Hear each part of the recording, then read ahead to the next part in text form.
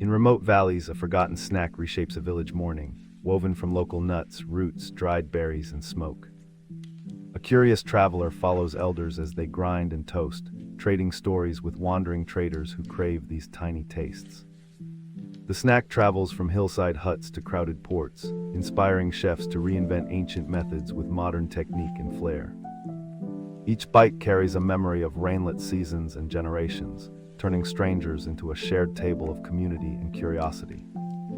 By dawn, the tradition survives through youth who digitize recipes, filming rituals, and passing the secret softly to posterity.